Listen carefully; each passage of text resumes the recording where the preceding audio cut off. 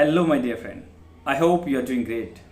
Welcome back to my channel. If you have not subscribed it, please subscribe it, press the bell icon, hit the like button also. Friends, I am here to assist you for the UPSC preparation.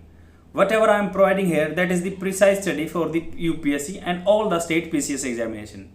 Friends, do not worry about the preparation because whatever I am providing here, that is the data from the prominent institution. I am providing all the data within the free amount here. Come along with me and reach up to the zenith of your career. Okay friends, let's get started. Today questions. Today I will speak about the 19th video of the economics. Start करते हैं. Video Hindi and English में रहेगी. Which of the following statements regarding the 30-meter telescope project which was recently in the news is or are correct? First है, it is located on the Spratly Island, volcano Mauna Kea. नाम है इस जगह का. स्पार्टले island की जगह है Mauna Kea. Second है, indigenous people are opposing the project of the cultural grounds.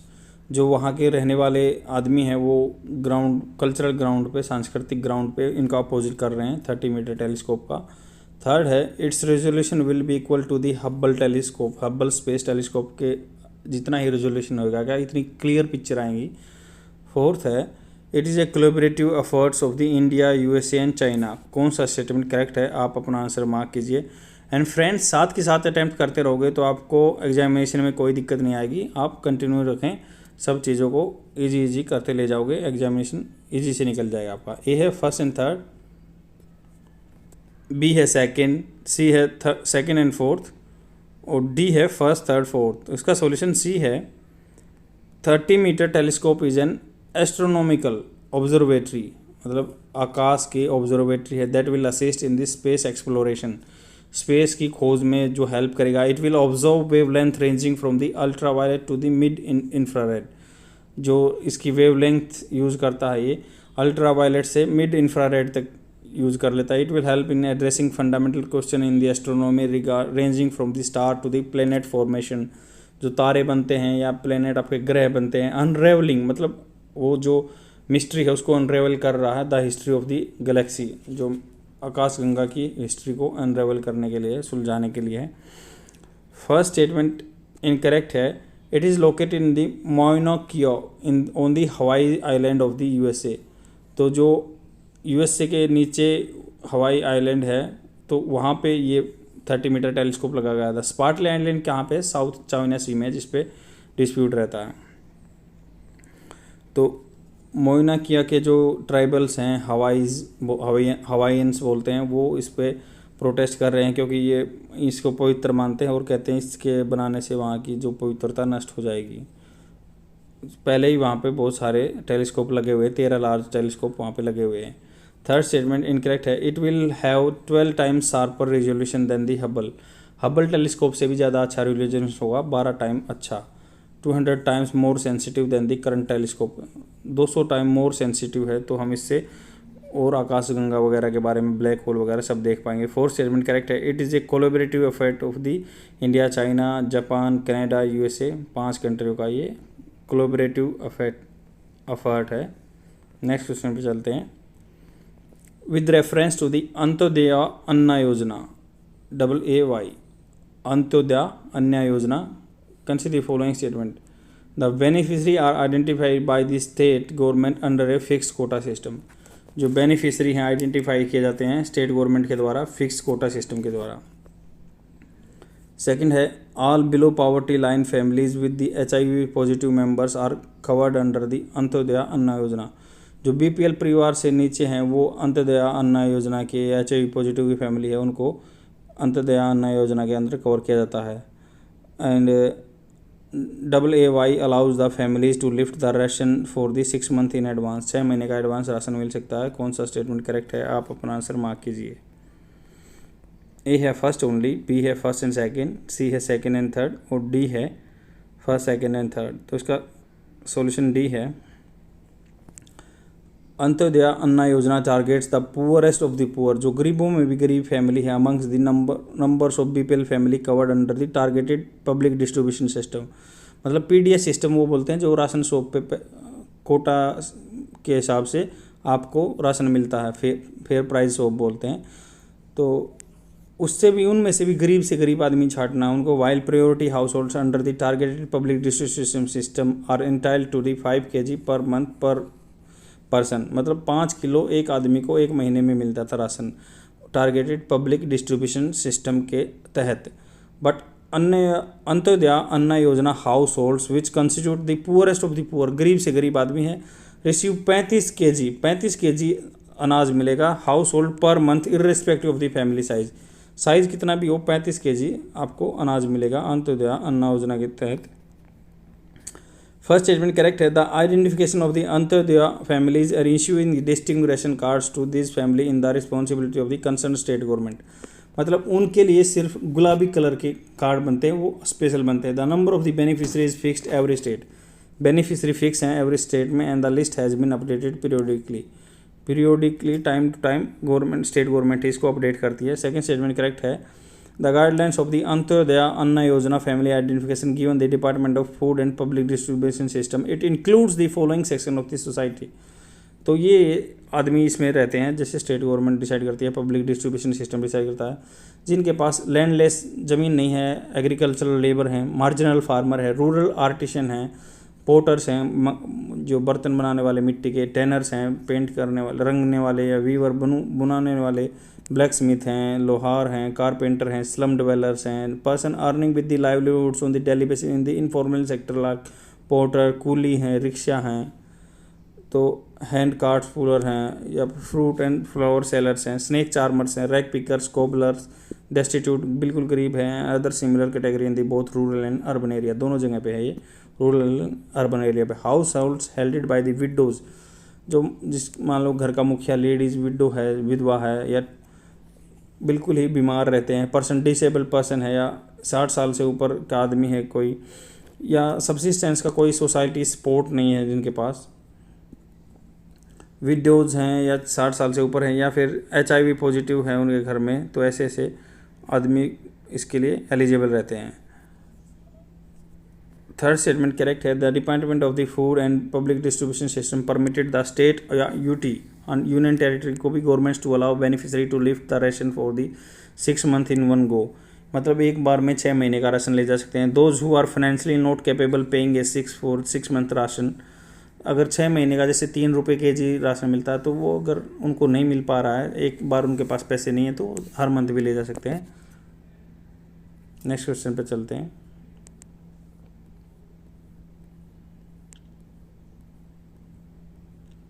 With reference to the capital market, consider the following statements regarding right issues.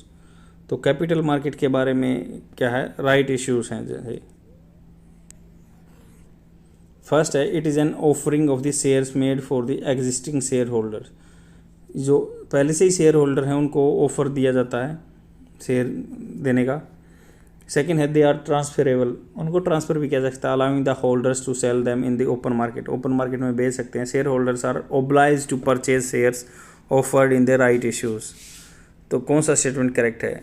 तो ये एक राइट्स इशू, अब नई स्कीम आई थी ये पेंडेमिक के कारण क्या है कंपनियों के पास, इसमें बताना आपको आंसर कौन सा करेक्ट है। ए है फर्स्ट ओनली, बी है फर्स्ट एंड सेकंड, सी है सेकंड, और डी है फर्स्ट सेकंड एंड थर्ड। यो क्या, इसका सॉल्यूशन बी है। क्या इशू हुआ था कि पेंडेमिक के कारण बहुत ही फाइनेंशियल क्राइसिस है, तो उन्होंने पैसा, कंपनियों ने, फैक्ट्रियों ने पैसा लाने के लिए ये राइट्स इशू कर दिए हैं। राइट्स क्या इशू कर दिए गए हैं, जो मान लो पहले से ही शेयर होल्डर हैं उनको एक्स्ट्रा शेयर्स देने की बात करी गई है और कम दामों पे दी गई है, ताकि उनको पैसा मिल सके और वो अपने प्रोजेक्ट को काम में ले आ सकें। बट क्या होता है, कई बार जैसे ये कंपलसरी नहीं है कि मान लो जो पहले शेयर होल्डर है उसको लेना ही है, तो many companies including Reliance Industry Limited या महिंद्रा फाइनेंस है, Tata Power, Shriram Transport Finance raise funds, उन्होंने पैसा इकट्ठा किया through the rights issue amidst in the कोविड-19 pandemic. Rights issues are used by the company seeking to raise capital without increasing डेब्ट, तो कर्जा नहीं बढ़ाना है, अपना लोन नहीं लेना, बस उनको शेयर्स को दे देते हैं। क्या होता है, it is an offering, first statement correct है, offering of the shares made only to existing shareholder, जो पहले से ही शेयर होल्डर हैं उनको ही शेयर का प्रोपोर्शन बढ़ा दें to their existing shareholders in a right offering the subscription price at which the each share market में be purchase generally discounted relative to the current market price. Market price है उससे कम दाम पे उनको दे दे, जिनके पास पहले से शेयर हैं उनके बढ़ा दिए जाएँ। सेकेंड स्टेटमेंट करेक्ट है, राइट्स आर ऑफन ट्रांसफरेबल, इनको ट्रांसफर भी किया जा सकता है to sell them in the open market. Third statement incorrect है, shares are not oblige to purchase shares of the, मतलब उनको कंपलसरी नहीं है शेयर होल्डर्स को परचेज करना ही करना है। These are considered to be a type of option, ये ऑप्शन है since its gives a company share holdings at the right but not the obligation to purchase additional shares in the company. तो ये कोई compulsory नहीं है कि additional shares आपको लेने ही लेने हैं, ये आपके पास ऑप्शन है। नेक्स्ट क्वेश्चन पे चलते हैं। With reference to the performance linked incentive scheme which of the following statements is or are correct. Performance से लिंक्ड इंसेंटिव स्कीम है, फर्स्ट है it extended an incentive of the incremental sales of the large scale electronics manufacturing in India.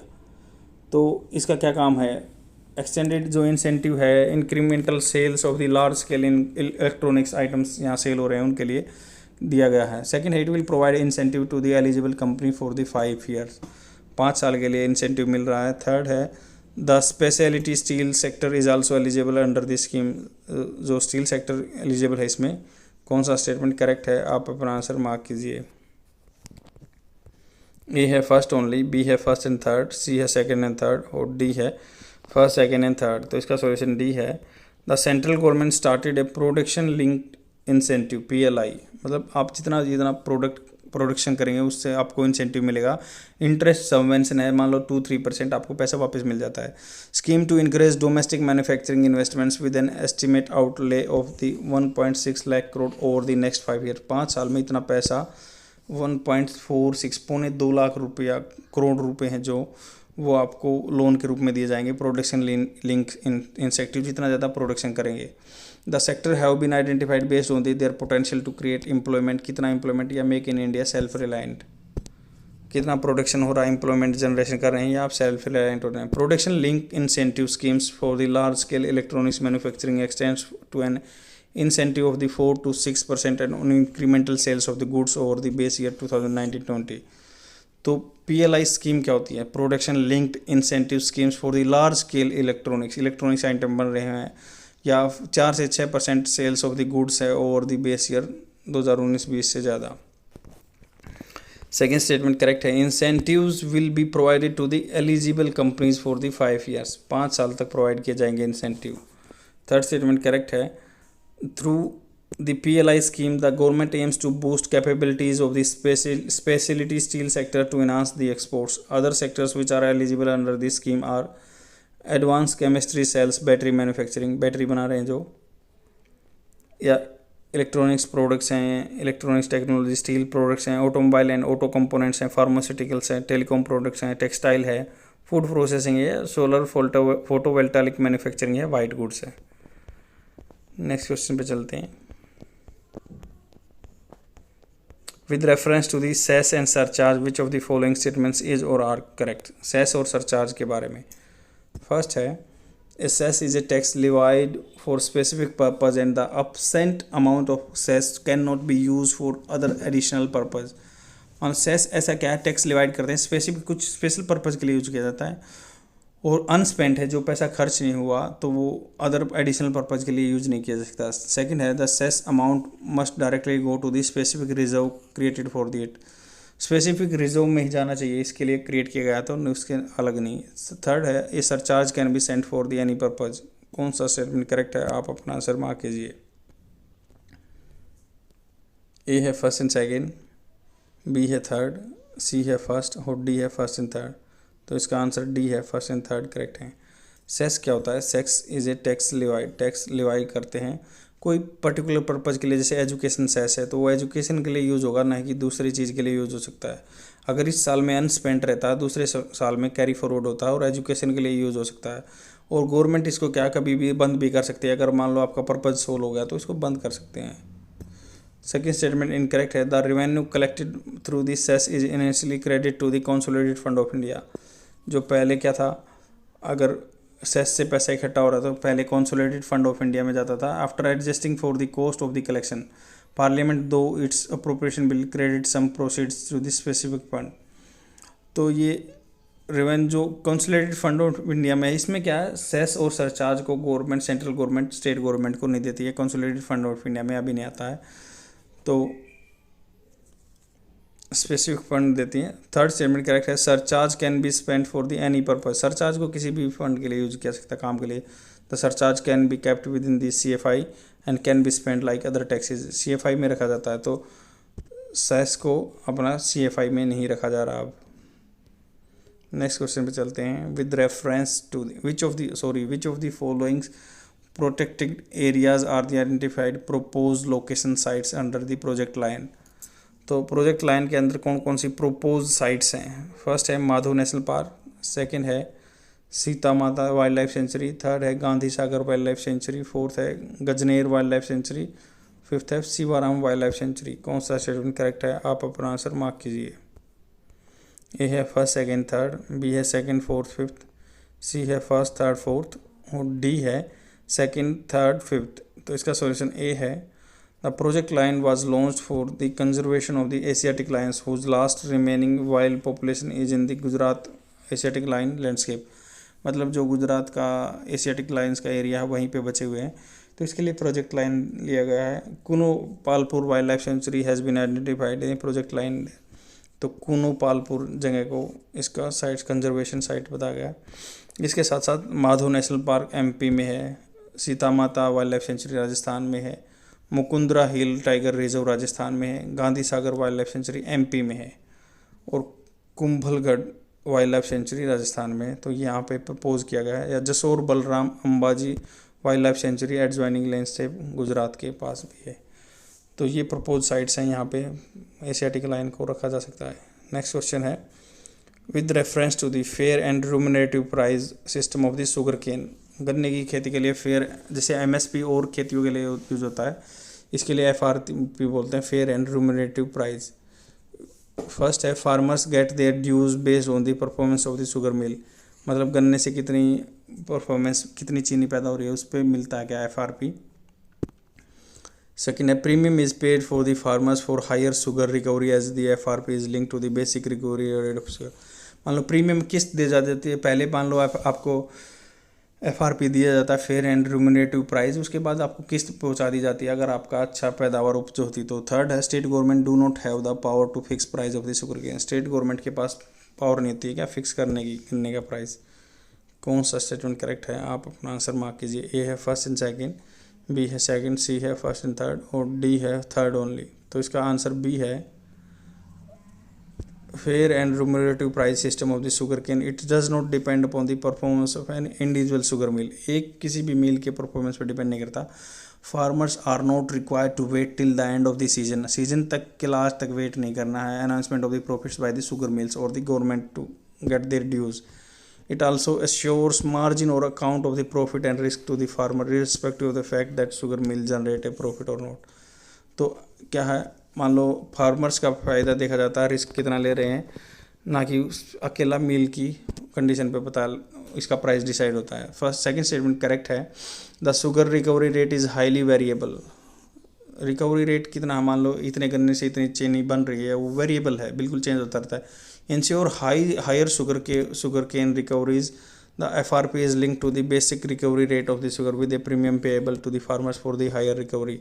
अगर ज़्यादा चीनी बन जाती है तो बाद में प्रीमियम आ सकता है।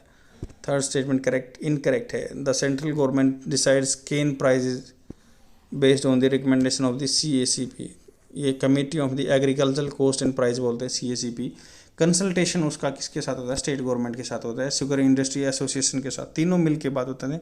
साइटिंग मतलब प्रमाण करते हैं difference in the cost of the production, productive level है, तो प्रेशर फार्मर ग्रुप्स है। Some states declare state specific sugarcane price called the state advice price, SAP बोलते हैं, usually higher than the FRP। Recently, the Supreme Court held that both the central government and state government have the power to fix the price of the sugarcane। concurrent list में डाल दिया गया है इसको। Next question पे चलते हैं।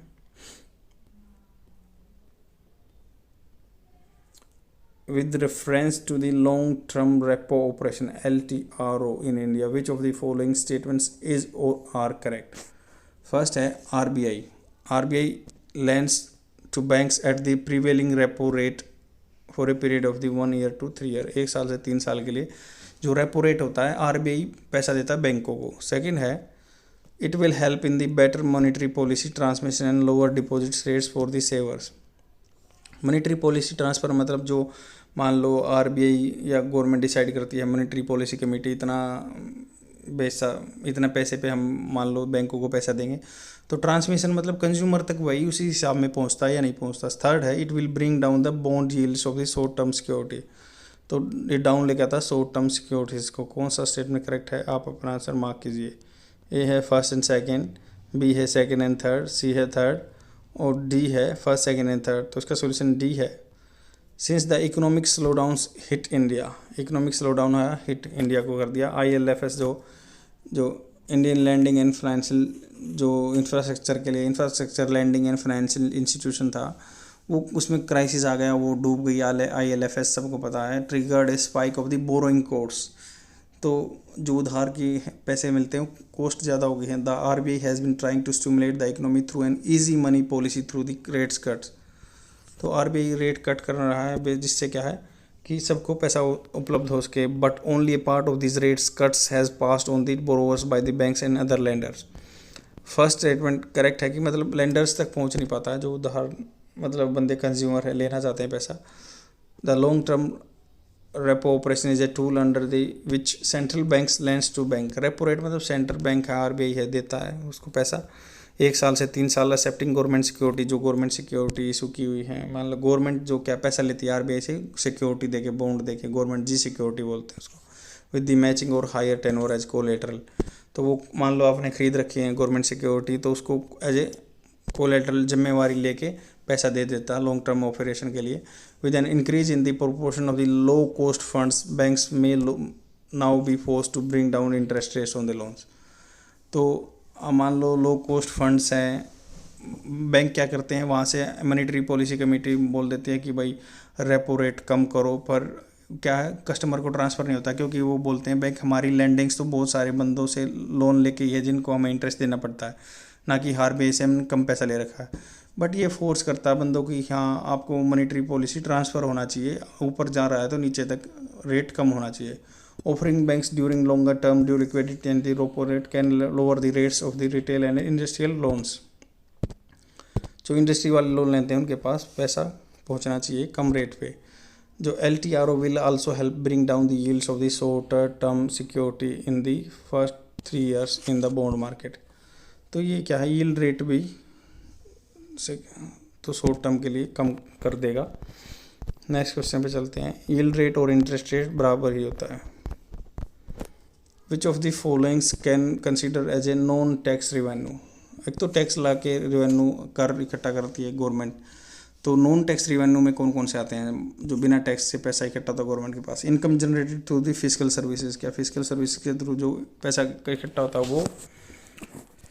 Second है repayment of the loan forwarded by the government in the internal lending. Internal lending में अगर रीपेमेंट हो रहा है तो वो क्या नॉन टैक्स रिवेन्यू है. थर्ड है both external and internal grants. Fourth है dividends from the public sector undertaking, PSU से पैसा आता जो. फर्स्ट है सेकंड एंड थर्ड, बी है फर्स्ट एंड सेकंड, सी है फर्स्ट सेकंड थर्ड फोर्थ और डी है फर्स्ट थर्ड फोर्थ. इसका आंसर क्या हुआ, तो इसका आंसर डी है. Non tax revenue receives include करते हैं all sources of the government income that exclude both direct and indirect taxes. तो नॉन टैक्स रिवेन्यू है जो रिसीव्स करते हैं include all the sources of the government income tax that exclude both direct and indirect tax. तो indirect और direct tax को हटा दो, बाकी जो नॉन टैक्स रिवेन्यू है. फर्स्ट स्टेटमेंट करेक्ट है. The physical services that government provides include currency printing. मान लो पैसा प्रिंट होता है, फिजिकल सर्विसेज देते हैं, स्टैम्प प्रिंटिंग है या कोइनेज है, मेडल्स मिंटिंग है या मेडल के मिंट करते हैं.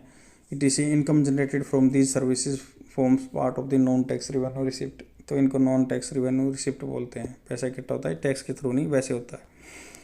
Second statement incorrect है. Only the repayment of the interest of the loans forwarded by the government in the both internal external lending is counted as a non-tax revenue receipts. तो government ने जो पैसा लिया है, मान लो किसी स्टेट गवर्नमेंट ने, उसके पास पैसा सेंट्रल गवर्नमेंट के पास ऐसा आता है, इंटरनल है या एक्सटर्नल बोरिंग्स हैं, तो उनका पैसा वापस आता है, तो उसको नॉन टैक्स रिवेन्यू रिसिप्ट बोलते हैं.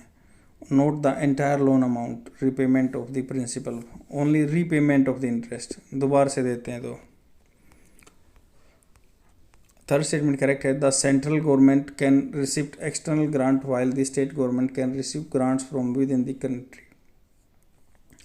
स्टेट गवर्नमेंट क्या ग्रांट ले सकती है और किससे, अंदर से विद इन द कंट्री, और सेंट्रल गवर्नमेंट बाहर से भी ग्रांट ले सकती है. ग्रांट मतलब पैसा फ्री में या सॉफ्ट लोन पे कम ब्याज पे. Both the grants are accounted for the non tax revenue receipts, उनको भी नॉन टैक्स रिवेन्यू रिसिप्ट्स में माना जाता है. फोर्थ है the profit and dividends generated by the PSU, जैसे मान लो HAL है या हिंदुस्तान पेट्रोलियम लिमिटेड है, तो उनसे जो पैसा इकट्ठा होता है, उनका सरप्लस होता है, वो भी नॉन टैक्स रिवेन्यू में आता है. नेक्स्ट क्वेश्चन पे चलते हैं.